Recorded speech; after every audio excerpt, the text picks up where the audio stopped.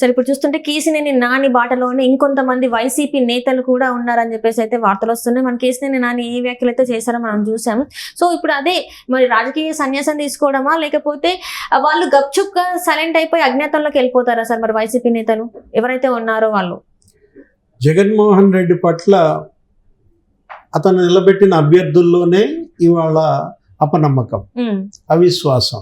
ఎందుకంటే నిన్నటిదాకా మనం చూసాం, ఎన్నికలకు ముందు పవన్ కళ్యాణ్ ఏమని స్లోగన్ ఇచ్చారు? Hello AP, by by Jagan, by by YCP. Hello AP, by by YCP అనేది కాస్త ఇప్పుడు జగన్ నిలబెట్టినటువంటి ఎమ్మెల్యేలు, ఎంపీలు, అభ్యర్థులు బై బై జగన్ అంటున్నారా? Hello YCP, by by Jagan అంటున్నారా? అంటే ఇప్పుడు కేసినేని నాని ఇక తను రాజకీయాలకు దూరంగా ఉంటానన్నారు. నిన్నటి ఘోర పరాజయం. ఎందుకంటే గతంలో 2 సార్లు ఎంపీగా చేశాడు తెలుగుదేశం నుంచి. ఈసారి తెలుగుదేశం నుంచి బయటకు వచ్చి జగన్మోహన్ రెడ్డితో కలిశాడు. ఏదో పగలదిద్దామని, బాగుందామని చూశాడు. తమ్ముడి చేతుల్లో ఘోర పరాజయం. అది కూడా అసలు అంత పెద్ద ఎత్తున మెజారిటీ కూడా చిన్ని రావటం అనేది నాని పరపతినే దెబ్బతీసిన పరిస్థితిలో అతను ఇంకా నేను శాశ్వతంగా రాజకీయాలకు దూరంగా ఉంటున్నానన్న దీంట్లో నాని బాటలో ఇంకెంతమంది ప్రయాణిస్తారు? అంటే కొంతమంది రాజకీయాలకు దూరంగా ఉండేది ఎవరు? కొంతమంది బీజేపీలో చేరిపోవచ్చు, కొంతమంది జనసేనలో చేరిపోయేవాళ్ళు, కొంతమంది అసలు ఆల్రెడీ ఇప్పటికే తెలుగుదేశంలో మాట్లాడుకున్నారని. ఎందుకంటే ఇవాళ పవర్లో లేని ప్రాంతీయ పార్టీ మనుగడ కష్టమైంది దేశ రాజకీయాల్లో. ఇక్కడ మనం చూసాం తెలంగాణలో బీఆర్ఎస్, కేసీఆర్ ఏంటి ఆయన పరిస్థితి? ఇవాళ ఆయన పార్టీని వదిలేసి అందరూ బీజేపీలోకి వెళ్ళిపోయారు. ఇంకా మిగిలిన వాళ్ళు కాంగ్రెస్లోకి వెళ్ళిపోయారు. 5 నెలల క్రితం అసెంబ్లీ ఎన్నికల్లో కేసీఆర్కి 37% ఓట్లు వచ్చాయి. 6 నెలల్లోనే సినిమా మారిపోయింది. పార్లమెంట్లో ఎన్ని వచ్చాయి? 17% సీట్లు, ఓట్లు రావడానికి పెట్టలాడింది. ఎక్కడ 37%, ఎక్కడ 17%. 5 నెలల్లో 20% ఓట్ బ్యాంక్ తగ్గిపోయింది, ఊడ్చుకుపోయింది. ఏది నీకు దాన్ని ఏమంటాం, కొట్టేసింది అనమాట. ఏదో ఒక క్షయం, ఓట్ల క్షయం. మనం గతంలో మనకు తెలిసి ఏంటంటే ఏదో నేల క్షయం అంటాం, మృత్తికా క్షయం అంటాం, నేల కోత అంటాం. నీకు ఉధృతంగా గనక వరద బీభత్సం వస్తే గోదావరి, కృష్ణ, నీకు పొలాలు నేల కోత సంభవిస్తుంది. అట్లా ఓట్ల కోత ఏది ఇప్పుడు ఈ ఎన్నికల్లో మనం చూసాం. అటు బీఆర్ఎస్కి ఓట్ల కోత, ఇటు ఇక్కడ వైసీపీకి ఓట్ల కోత. ఆయన ఏదో సమర్థించుకున్నాడు జగన్మోహన్ రెడ్డి. ఏది ఇంత ఘోర పరాజయం పాలైన 175 సీట్లకు పోటీ చేసిన జగన్ ఎన్ని సీట్లు వచ్చాయి? 11 సీట్లు వచ్చాయి.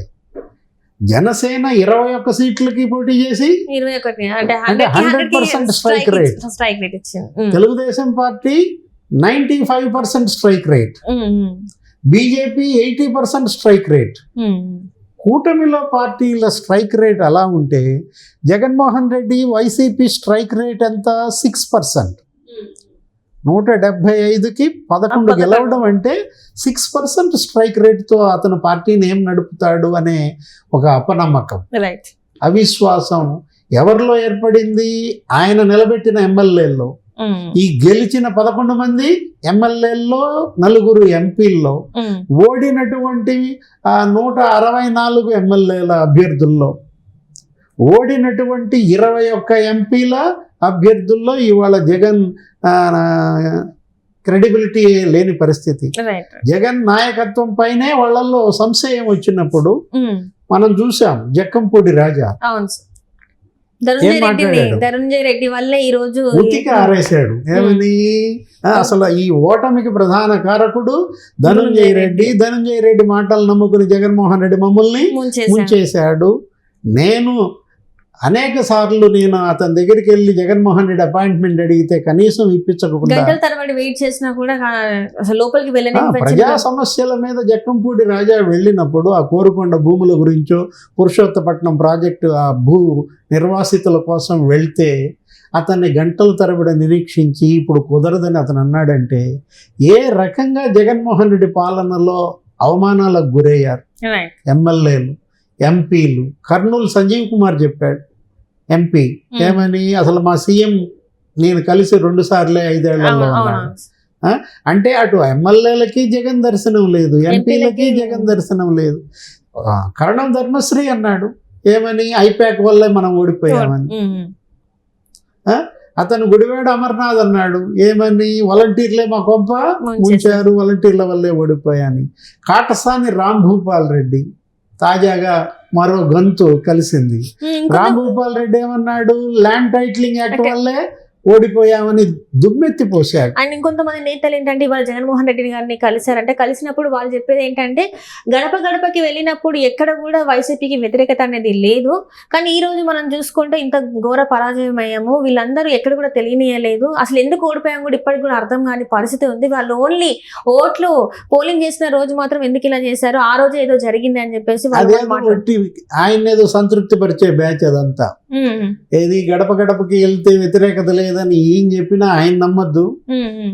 వీళ్ళు ఒకళ్ళ కన్నీరు ఒకళ్ళు దుడుచుకునే ప్రయత్నం తప్ప ఇదేంటి జగన్మోహన్ రెడ్డి కన్నీరు తుడిచే ప్రయత్నమా? గడప గడపకు వెళ్ళినప్పుడు ఎందుకు వ్యతిరేకత లేదు? తాళాలు వేసేశారు.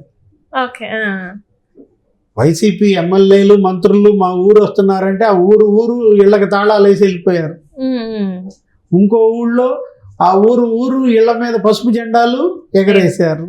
ప్రతి చోట ఎమ్మెల్యేని నిలదీశారు, ప్రతి చోట అక్కడ వచ్చిన మంత్రిని నిలదీశారు. మనం చూసాం మీడియాలో ప్రతిరోజు గడప గడప జరిగినన్ని రోజులు మీడియాలో అక్కడ నిలదీత, ఇక్కడ నిలదీత, అక్కడ నీళ్లు రాలేదని, ఇక్కడ పక్కా ఇల్లు కావాలని. అక్కడ దాకా ఎందుకు, మన ఎన్నికల ప్రచారంలో ముఖ్యమంత్రి భార్యనే ప్రశ్నించారు, నిలదీశారు. ఏది, ఏమా నువ్వు పోయి చెప్పు మీ ఆయనకి, పాస్ పుస్తకం మీద మీ ఆయన ఫోటో ఏంటమ్మా, ఆ ఫోటో తీసేయమని చెప్పు, మేము తలకాయ ఎత్తుకోలేకపోతున్నామని వాళ్ళ సర్పంచ్ భర్త భాస్కర్ రెడ్డే చెప్పిన పరిస్థితుల్లో. ఇంకో చోట భారతీ మేడం ఏమన్నారు, నాకు ఇల్లు ఇవ్వలేదు మీ ఆయన, నేను ఎన్నిసార్లు తిరిగినా నాకు కనీసం పక్కా ఇల్లు ఇవ్వలేదని ఆమె నిలదీశారు.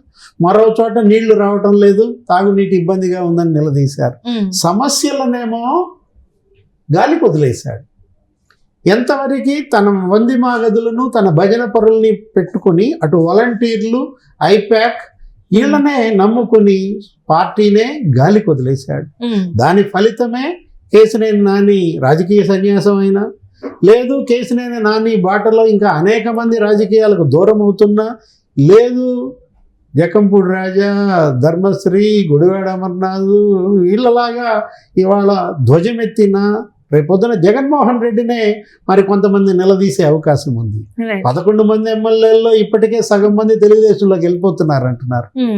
4 ఎంపీల్లో 3 ఇప్పటికే బీజేపీతో మాట్లాడుకున్నారంటున్నారు.